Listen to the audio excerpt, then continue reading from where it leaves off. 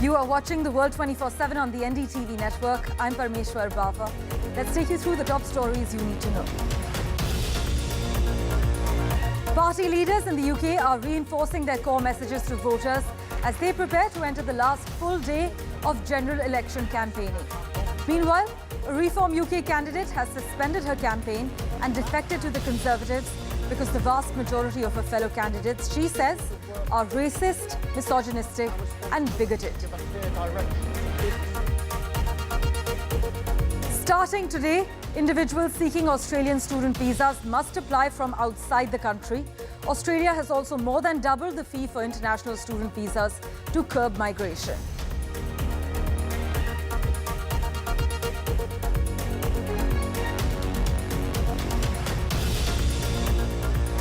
External Affairs Minister Dr. S. Shankar has reached Astana in Kazakhstan to lead the Indian delegation at the Shanghai Cooperation Organization Council of Heads of State in place of Prime Minister Modi. Denmark is poised to become the first country to tax farmers greenhouse gas emissions from their livestock in an effort to combat climate change by targeting one of its top sources, methane.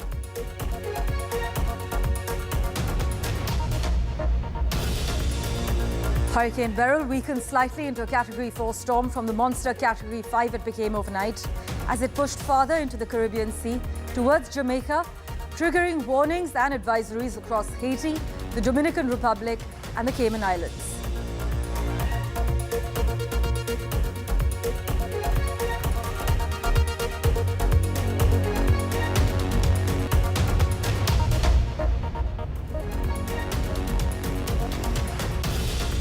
Well, our big focus. External Affairs Minister Dr. S. Shankar has touched down in Kazakhstan to lead the Indian delegation at the Shanghai Cooperation Organization Council of Heads of State in place of Prime Minister Modi today and tomorrow. Now, leaders of other countries in the Eurasian group, newly expanded to include Belarus this year, included Russian President Vladimir Putin, Pakistan Prime Minister Shehbaz Sharif. They will actually be hosted by the Kazakh president at the summit. Chinese President Xi Jinping, meanwhile, landed in Astana for a state visit and bilateral meetings ahead of the SCO, while Iran's president may not be able to attend this summit as their country is in the middle of elections. Now, while Mr. Modi may still address the Eurasian grouping virtually, his decision to drop out of the summit in Kazakhstan will avoid awkward moments from sharing the stage with the Chinese president, the Pakistan Prime Minister, given the tense ties with both countries. But Mr. Modi is due to meet the Russian president next week in Moscow for a bilateral visit over the 8th and 9th of July. However, the absence could disappoint the Central Asian leadership, given that Mr. Modi's planned engagements with them have been cancelled twice in recent years, actually. Once, when they were invited to India for Republic Day back in 2022. That visit was actually cancelled due to the COVID-19 pandemic. And then when India turned the SCO summit in July 2023 into a virtual format. Given that the next SCO heads of government meet is due to be held in Pakistan later this year, and the next SCO summit will be hosted by China in 2025, it remains to be seen whether Mr. Modi will attend future SCO events as well.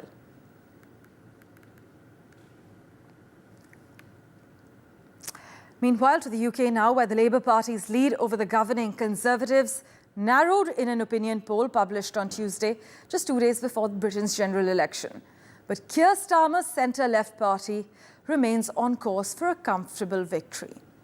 Redfield and Wilton actually surveyed about 20,000 people between the 28th of June and the 2nd of July. Their poll showed the Conservatives up 3 percentage points on 22%, while Labour dipped 1 percentage point to 41%, and Labour's lead dropped below 20 percentage points for the first time since the 10th of March, as per the pollster. The right-wing Reform UK party, meanwhile, fell 2 percentage points to 16%. Parties are now making their final campaign pitches, and party leaders have been touring the UK to reinforce their key messages with just a day to go to polls.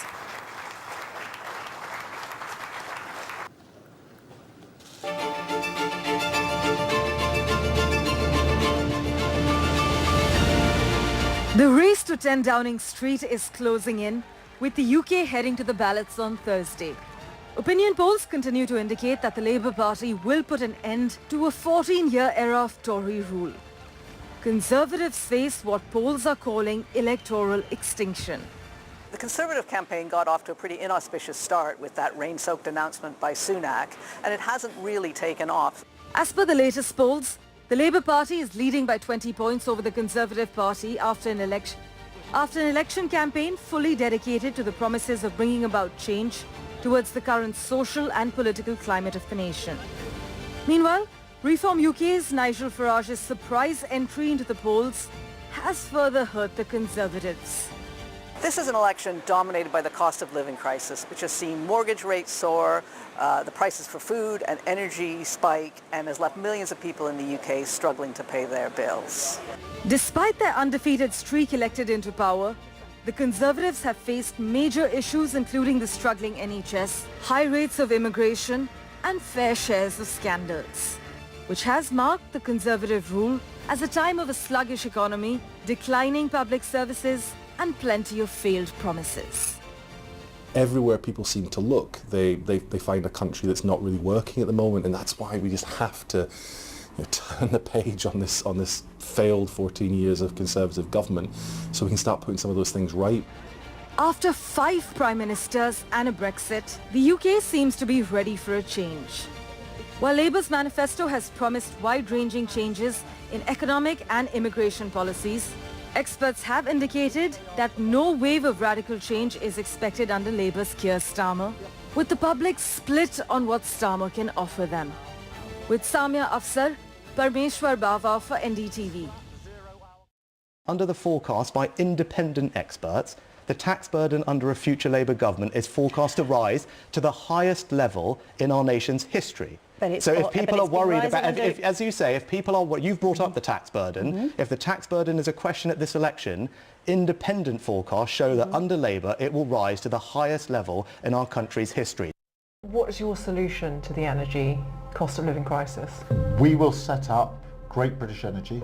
This is a publicly owned energy company that will ensure that we have renewable energy which is cheaper, so bills will be down permanently. Meanwhile, as you know, India and the UK have also been working towards clinching a pact to enhance the £38.1 billion bilateral trading partnership.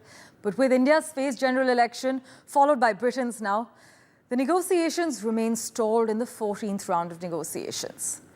Senior fellow from the Centre for Strategic and International Studies, Jayant Krishna, joins us to discuss the future course of the FTA now. Thank you so much for joining us, Jayant. The Labour Party has been focused on highlighting how they stand ready to get the FTA over the line after the Tories missed that Diwali deadline in 2022. Many Diwalis have come and gone without a trade deal with the UK, and too many businesses have been left waiting. But do you think India can realistically expect an FTA under the Labour Party if Keir Starmer takes over number 10? So, yeah, it's a valid question. I mean, if you look at the history of Labour Party's relationship with India, historically, they have not been as friendly to India, and especially for India's business. Many say that they've been closer to the opposition party, Congress. And if you look at last few years, the kind of utterances the Labour leaders have made for human rights violations or minority issues in India, I think that is the background. But, if you study the Labour manifesto or what Keir Starmer, who's stated to be the Prime Minister after Labour wins, what he has said, and also the Labour shadow Foreign Minister, David Lammy, what they have said, they've talked about a new strategic relationship with India, I think, and the free trade agreement, is an integral part of it. And cooperations in many areas have been talked about in the manifesto of the Labour Party itself, which includes technology, education, security, climate action, and so on and so forth. So I have every reason to believe that, the fate of FTA, where we have had almost 13 rounds of negotiations in the last couple of years, and I was also involved personally, when I was the group CEO of UK India Business Council. We had helped the government, for at least three of the areas: the food and drinks, the technology, and health and pharmaceuticals. So I think it is very important that these one is that the Commerce Minister of India and the Secretary of State at that level meetings have happened. 13 rounds have happened, and even at the Prime Ministerial level, there have been discussions when the British Prime Minister had come to India during G20, or recently when the Indian Prime Minister went to Italy for G7. So I think it is getting discussed, and I don't see it getting derailed with the Labour government coming in. There are some irritants which are still there. For example, India has been asking for a greater access for Indians in UK. The movement, the mobility issues, especially for technology sector and the healthcare sector, India has been asking for it. It also has been asking as a part of the FTA negotiation, the market access for goods. Yes. Many of Indian goods going to UK at zero tax. And if you look at UK, they have been expecting cut in duties, import duties, especially on products like Scotch whiskey, electric vehicles, lamb meat, chocolates, confectionery items, and so on and so forth. So these are the irritants. But with the change stance of Labour Party,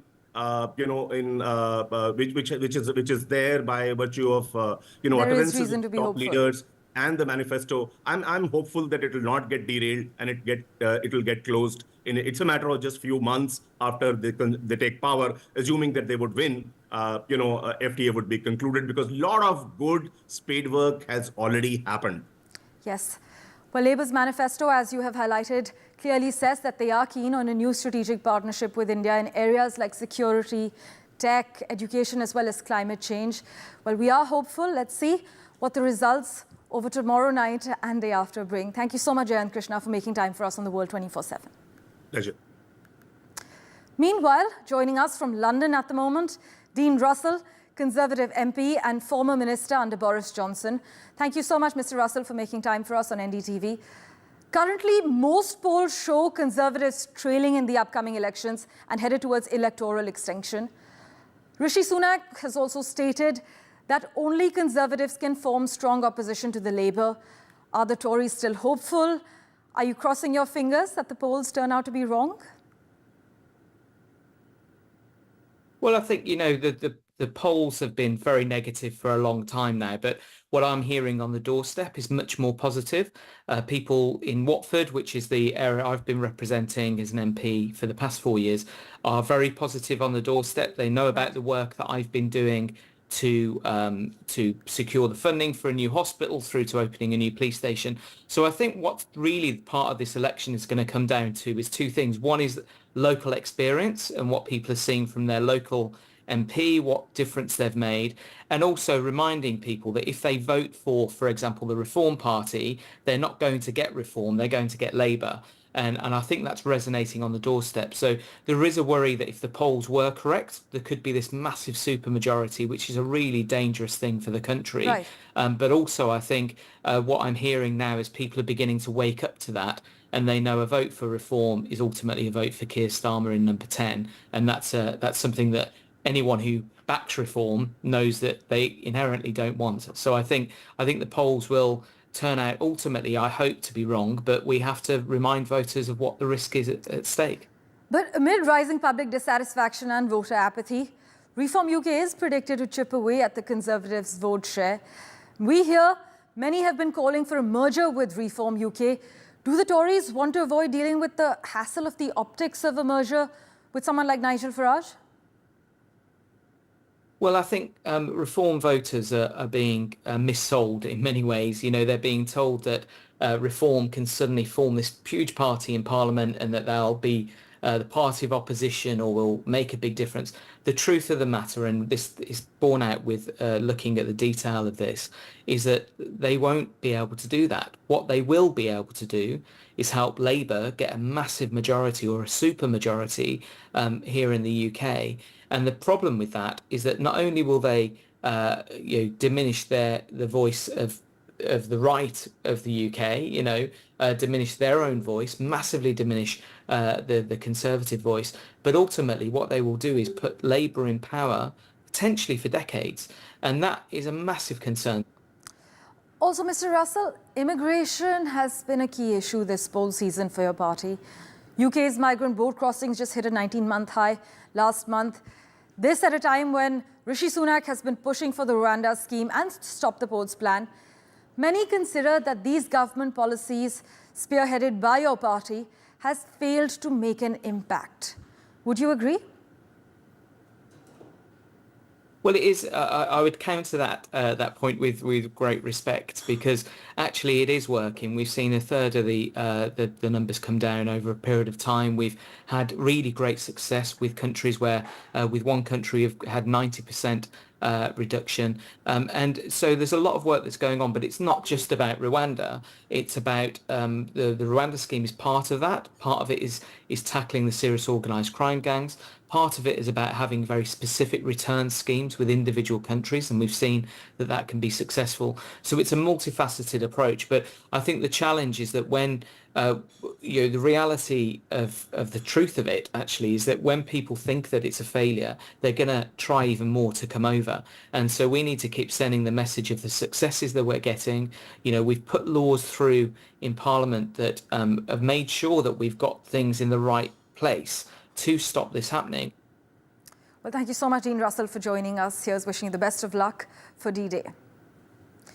Let's switch our attention now to Australia. If you are planning to apply for an Australian student visa, you'll now need to submit your application from abroad instead of from within Australia. Australia has also more than doubled the fee for international student visas, from 710 Australian dollars to 1,600 Australian dollars in order to curb migration, with the move expected to impact Indians who make up the second largest group of foreign students. Starting today, the 1st of July, individuals seeking Australian student visas must apply from outside the country. Under the new regulation, visitors, temporary graduate visa holders, as well as other specified visa holders currently in Australia are not eligible to apply for student visas. However, student visa applications submitted within Australia before the 1st of July 2024 will proceed without being affected by these new rules. Additionally, holders of working holidaymaker and work and holiday visas are exempt from these changes, and their current visa statuses will remain unchanged. We have with us licensed immigration advisor Aditya Bhati for further clarity. Thank you so much for joining us, Aditya. Now, these reforms include significantly shorter post-study work rights, a decrease in the age eligibility from 50 to 35 years, and stricter English language proficiency requirements. The visa fee has also been hiked, in fact doubled. Are these changes likely to discourage Indian students from applying to Australia now? To some extent, because at the end of the day, money matters, and the message, the overall message is coming out as a negative message saying we want to cap students, we want to reduce the number of students that are coming in, we want to not make it very easy for them to be able to stay back and settle there. Yes, definitely that will lead to some sort of a decrease in the interest of students wanting to study in Australia. That's definitely likely, and I think that is what the sector is worried about, whether it is universities, the agents, or the aspiring students. Right. While India remains the second largest source country for international student enrollments in Australia, you're an immigration advisor, you're the expert. What are some alternates for good higher education and value for money? Any up-and-coming destinations that one may not be aware of as a student from India?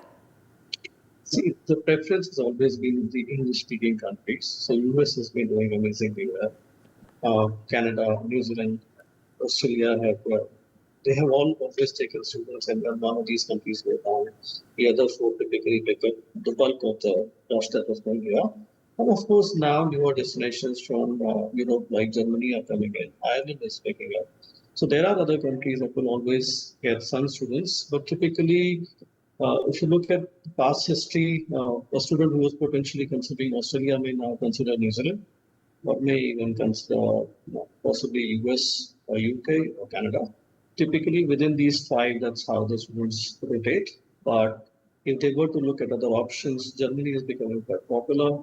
Ireland is gaining popularity. So these are some destinations that are other alternatives.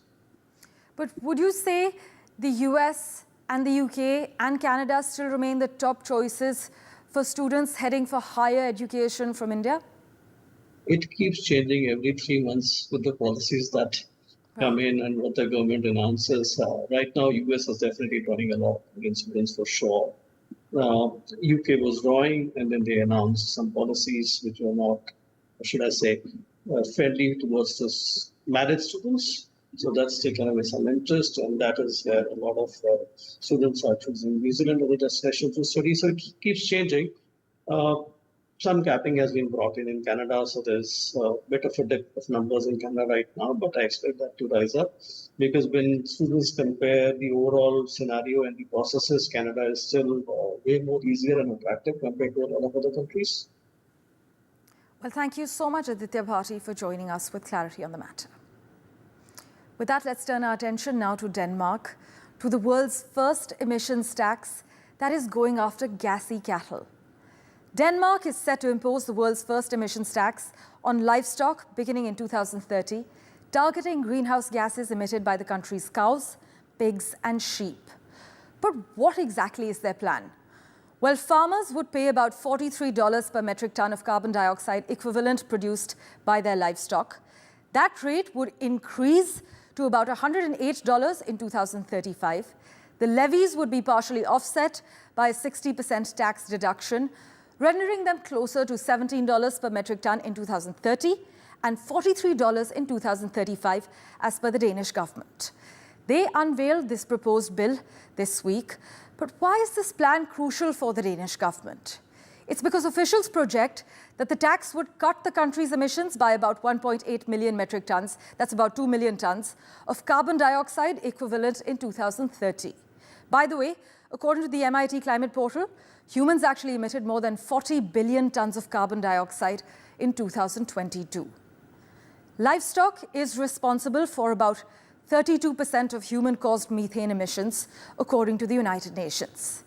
The 1.5 billion cattle around the world are the cause of most livestock-borne methane. This is what the organization has confirmed, although Denmark had less than 0.1% of them, according to the 2022 figures that were compiled by iWorld in data.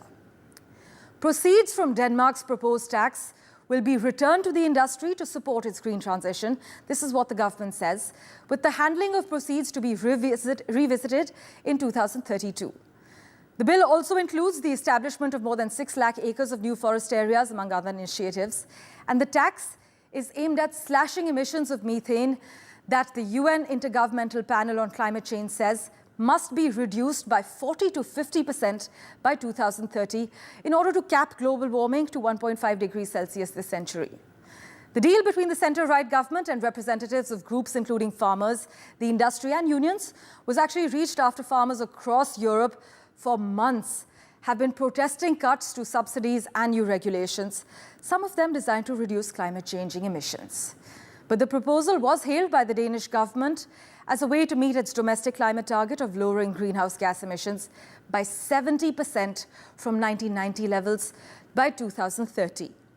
You know, a similar bill to Denmark's was actually under consideration by the previous centre-left government of New Zealand, where the agricultural sector is responsible for half of its emissions, largely caused by methane emitted from livestock when they burp. But that plan was axed. It was axed this month by the country's new centre-right government, partly because of pushback from cattle farmers. Well, news and updates continue in a moment, right after this very short break.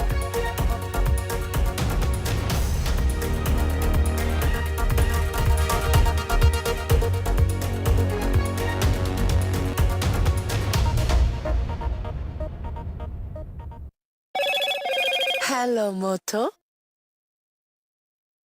Motorola, India's best 5G smartphone brand.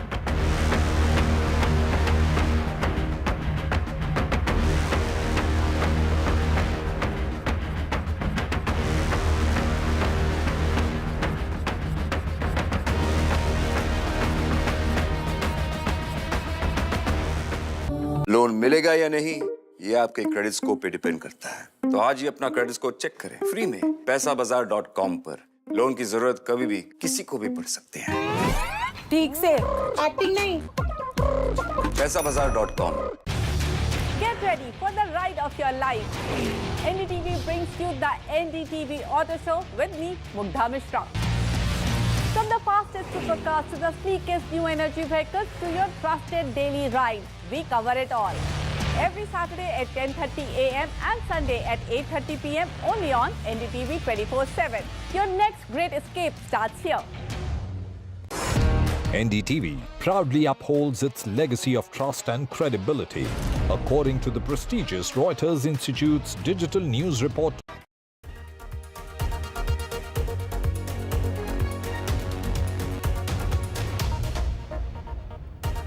Welcome back. Former US President Donald Trump's sentencing in his hush money case has been postponed until at least September after the judge agreed to weigh the possible impact of a new Supreme Court ruling on presidential immunity. Trump had been scheduled to face sentencing on the 11th of July on his New York conviction on felony charges of falsifying business records. He, as you know, denies any wrongdoing, but the postponement, I beg your pardon, sets the sentencing for the 18th of September at the earliest, well after this month's Republican National Convention, where Trump is set formally to accept the party's nomination for president in this year's race. And finally, Poland's world number 1 and top seed, Iga Świątek, extended her winning run to 20 matches with a comfortable straight sets victory over Sofia Kenin of the United States to reach the second round of Wimbledon.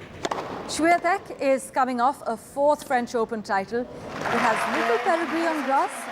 She showed that might be about to change, though, with a 6-3, 6-4 win against world number 49 Kenin, a former Australian Open champion and Roland Garros runner-up.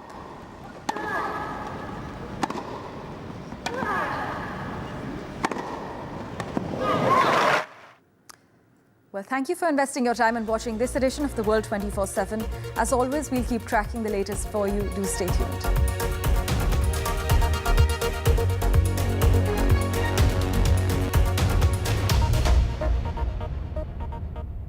Loan मिलेगा या नहीं ये आपके credit score पे depend करता है। तो आज ही पैसाबाजार.com पर जाइए और अपना क्रेडिट स्कोर चेक कीजिए फ्री में, क्योंकि लोन की जरूरत कभी भी किसी को भी पड़ सकती है। बस एक्टिंग करा लो इनसे। पैसाबाजार.com, क्रेडिट स्कोर चेक, आदत अच्छी है। The biggest democratic exercise in the world. Team NDTV covers it from ground zero. BJP really had to fight a tough election this time. Unprecedented exercise. Bharatiya Janata party ने ये देश के विकास unmatched coverage. There is no dispute. जनता को decide करना है. From polling to counting, NDTV brought you the most trustworthy news and updates.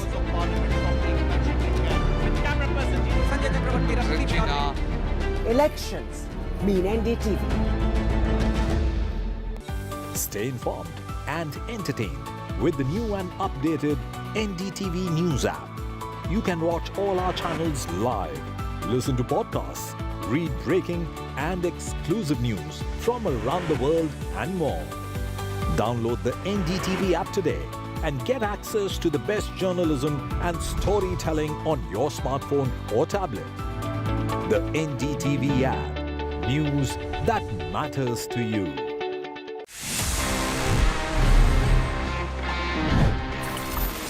Friends, it's time now to move into my personal favorite section, which is called Ask TG, and it's for a reason, क्योंकि आप मुझसे सवाल पूछते हैं and I get back to you with full details on all your questions. Let's see the kind of questions we have for this week's episode.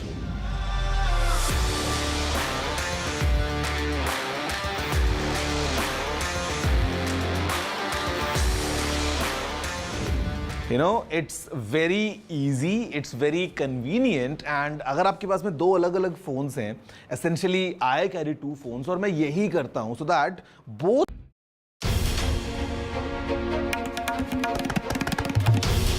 This is NDTV, and you're watching NDTV 24/7.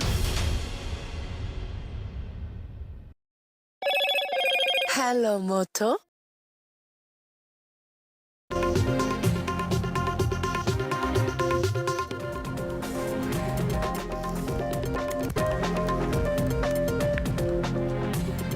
116 people, including children, have been killed in a stampede that took place in this is in Uttar Pradesh's Hathras during a satsang ceremony. The death toll is expected to rise. As far as the Hathras horror is concerned, there were only 70 policemen to handle 2.5 lakh people who had gathered for that religious gathering. NDTV accesses Hathras stampede FIR, which does not name the Baba as the accused. The FIR suggests